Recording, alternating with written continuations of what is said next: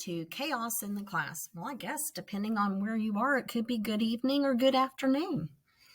Welcome to Chaos in the Class. I am reading The Illiad by Kingfisher Epic The Illiad. It is written or retold by Nick McCarty and illustrated by Victor Ambrus. I am Brenda Fuller, the teacher for Chaos in the Class. Well, yesterday we ended up with Achilles' grief. Grab your books, boys and girls, and turn to page, whoops. I understand there's some grown-ups that are reading this too with us. That's awesome.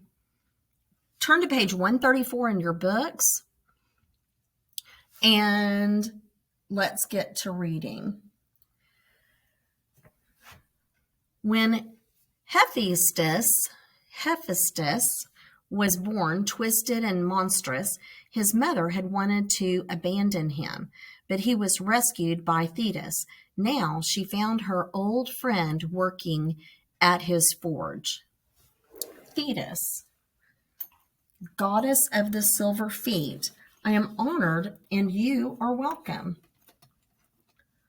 You must rest after your long journey. I don't have time. Please stop what you're doing and make a suit of armor for Achilles, my son, she said. Hurry. I can't refuse you. Hephaestus put a grimy hand on her arm. She smiled at him, through her eyes filled with tears. That's a mom that is worried.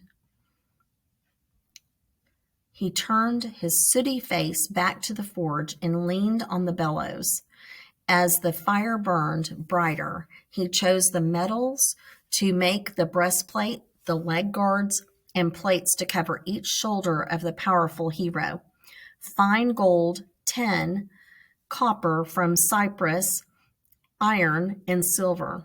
He looked at Thetis and smiled, teeth white against the charcoal sweat of his cheeks. So this guy is what's called a blacksmith, somebody who is working and smithing or putting together from melted iron. He is shaping and making the battle gear. So it's very, very, very important work that he's doing. These people were men that worked with hot fires. And they were called a blacksmith because their faces were always full of soot. And a smithing is doing iron work. The flames glowed as he turned metal bars around in the fierce flame. On the beach outside of Troy, Achilles had Patroclus prepared for the burial rites. Protect him with herbs and dress him in a white robe. Put his spears and swords at his feet. We will build a fast pyre, lay him with all he owns, and burn him to white bones. They will lie peacefully in his home, but not before I have destroyed Hector, who killed him. So they're going to honor their friend with a nice burial. On the battlefield, the Trojans, spurred on by the death of Patroclus, pushed back the Greeks. Achilles, remembering that his mother had told him to show himself, went to the top of the wooden palisade. Alone he stood, a huge man with his long hair flying in the wind. He had neither sword nor spear in his hand. He had no armor on his breast or around his waist. The sun was setting behind him as he looked out over the battlefield and called out a challenge to the enemy. Hector! Seeing him silhouetted against the red sun, the Trojans were afraid. Hector! Sounds like he's really mad. And that's really not a smart thing to do. He's up there not protected. Anybody could take him out at any moment. The sun set and the sea blazed with fire. Hephaestus finished the armor. Thetis marveled at the beauty that this ugly giant had created. Into the shield were worked the faces of Earth, the sun, and the moon. Around the rim, the constellations ran. The breastplate, shield, and broad-bladed sword were glorious. Thetis took the armor and brought it to Achilles with an aching heart. If Hector died, so would her dearest son. The Trojans whispered among themselves as they sat around the fires. I wonder what they were whispering about. But I'll tell you, as a mom of a child, my son went into war, and he went to Afghanistan and to Iraq, and it's a scary thing. And so I understand the fear that she has, and she's trying to be brave for her son, but she has tears in her eyes. The Trojans whispered among themselves as they sat around their fires. They had seen Achilles and feared what the next day would bring. Hector spoke. Even if he joins the battle, he comes too late. Their men are exhausted. The gods are against them, but with me, Troy will not fall. Hector promised. I have no fear, none, nor should you. He stood there glinting, golden in the flickering light of the fires. His armies cheered him as he sent them to their suppers with the promise, we will attack and destroy them. Briseis walked from Agamemnon's ships to Achilles. She admired the armor. The flames from the fires made the engraved figures seem to come alive. It fit him perfectly. Achilles marveled and said, I will make my peace with Agamemnon. I will go to war. Okay, Achilles and Hector, page 138 in your books. Dawn revealed the sleeping figures of the Trojan army spread around the plain. It ate the shadows of the Greek ships standing proud along the beach. Light inched across the cold sand and the shadows of the mighty walls. Men stirred, blew life into their small fires. Okay, now let's talk about that. At night, if nobody is tending to the fire, as in putting more fuel on the fire, more fuel being logs and things to burn, then it will smolder down into just kind of almost flaming out. And so it will get more and more ashes. As the ashes get bigger, it will choke out the fire. The fire won't get the oxygen. So these men stirred, and then they blew into their small fire. So if you'll blow slowly into the fire, it will reignite, and you can add more logs to the fire. So blew life into their small fires, warmed their stiff, cold legs and hands, and looked around. Each one knew in his heart that if he lived, he would remember this day forever. The pale light grew stronger, fragmenting across the constantly trembling ocean.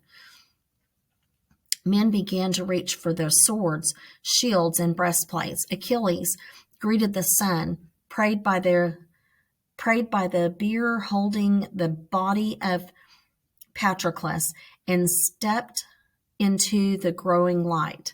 Okay, do y'all see this word B-I-E-R? We need to look that up today. Put that into your vocabulary part of your notebook, and we're going to come back to that word because he's not holding a beer as in an adult beverage. He's holding B-I-E-R. I'm pretty sure that's beer. So prayed by the bier holding the body of Patroclus. I'm not sure what that is. And stepped into the growing light. He called the men together. Odysseus hobbled there with Diomedes. Remember, Odysseus was injured. Using spears as crutches, Agamemnon came and sat a little distance apart. They marveled at the armor that Achilles wore. The sun glinted, bounced, glittered, and shimmered across his bronze and silver breastplate. Achilles spoke, My lord Agamemnon, this killing has gone on too long. Today I will go back to war. There was a moment of silence, and then the men, their hearts lifted by what they heard, howled their approval, thumping sword hilts on shields like the drums of war. Achilles was back. Agamemnon rose as the noise died away, and he spoke. My judgment was blinded by Zeus, by fate, and by my own anger. You should know, Achilles, that what was promised to you is yours. Briseis, who was brought to me against your will, has already been returned. The men began to cheer again, but Achilles held up his hand. Agamemnon, king of men, we are wasting time when we could be in battle. I say we go and take mighty towered Troy, the lovely Helen, and the loot that city promises. I will take Hector and leave his body for the carrion crows and dogs. Once more, the soldiers howled their approval. It sounds like a little revenge going on. Odysseus stood up then and leaned on the butt of his battle spear. Our men need to eat before they fight, Achilles. They are lesser men than you and need food and drink for strength, and a sacrifice to the gods would be a good idea, Agamemnon, king of kings. While they ate and drank some wine, Agamemnon took a black boar down to the sea and sacrificed it. With his bronze-bladed sword, the army gathered, helmets high and rosy plumed. So in other words, they had that feather in their helmets. Great bladed battle spears on strong ash staves, shields fiery in the morning light. They came marching up from the beaches and onto the plain. In Troy, they heard the marching feet and the thunder of sword on shield. From the city walls, King Priam stood watching with Hector's wife, noble Andromache, and Helen, for whom the armies died. They saw the chariots and their prancing horses advancing, the armies marching to the thunder of hooves and war drums. Closer to the city, the Trojan army looked down at their enemy and saw implacable, dark-faced Achilles riding toward them. Now, before we go on, this word, I want you to write that in your vocabulary. I have seen this on an SAT test before. So I want everyone, we're going to go back to that one together. But I want you to write it down in your vocabulary list. We're going to look it up together. We're going to use it in a sentence. We're going to get real familiar with this word because it's going to be a word in your future for SAT test, okay?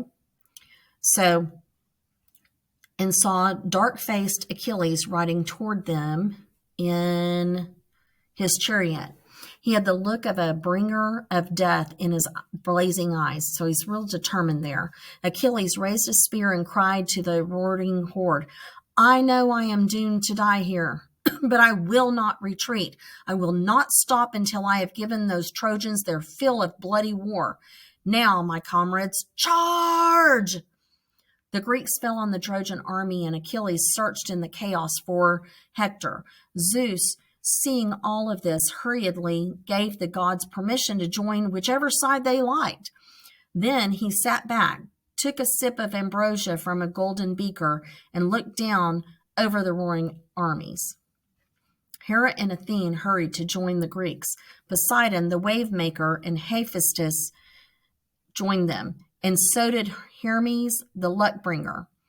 Ares, Artemis, and Aphrodite joined the Trojans.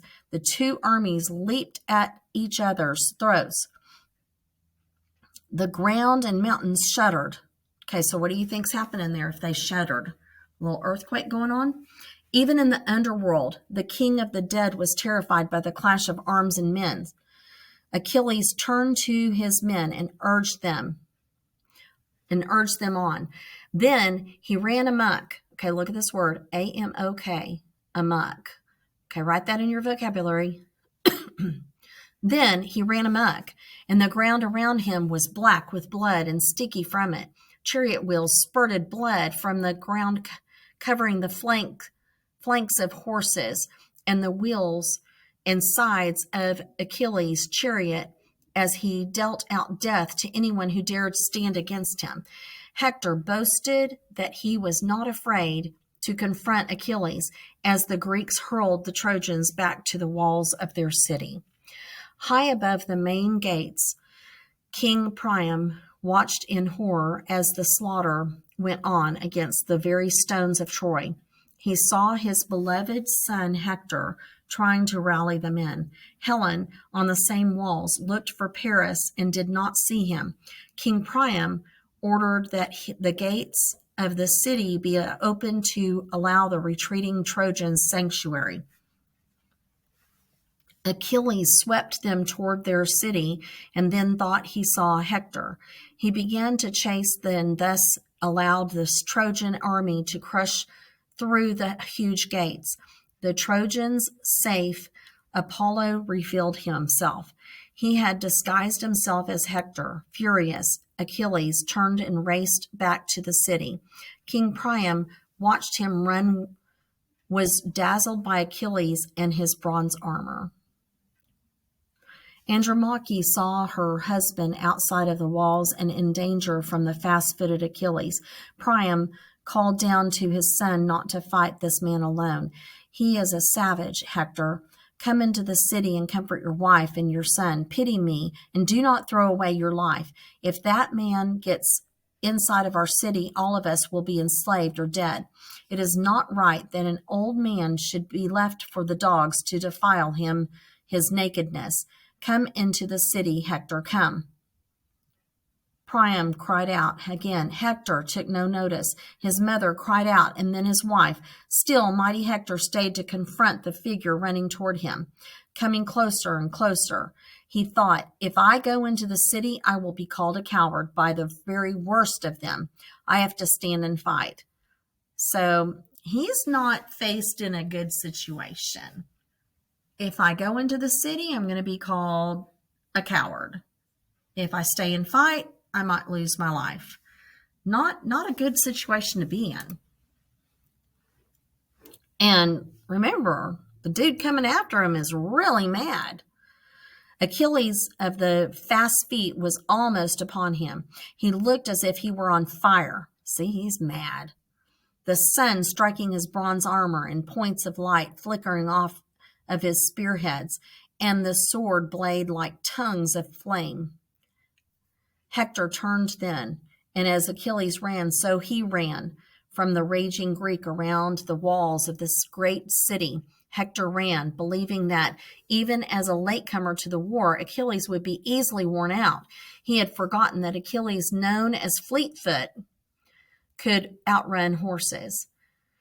Twice they chased one another around the city, and then once more until Athene came to Achilles and told him it was time to stand and fight. Get your breath back, Achilles, she said, and then she went to Hector to persuade him that it was time to confront fate and fight. Achilles, called the panting Hector, I won't run any more. I'll fight and kill or be killed. Kill or be killed. That's a famous phrase. Can we, though, agree between ourselves and our gods, if Zeus allows me to kill you, I promise no outrage will happen to your body. All I will do is strip you from your armor, and I will give your corpse to your men untouched. Will you do the same for me? Achilles couldn't believe his ears. You must be crazy. I'd sooner eat my mother's heart than agree anything with you. I won't rest until your blood floods the gates of Troy. You must pay the price for killing my friends. Ooh, there's a lot of anger there. Look at that wonderful picture by our illustrator, Victor Ambrus. Boy, that just shows all kinds of things in that picture.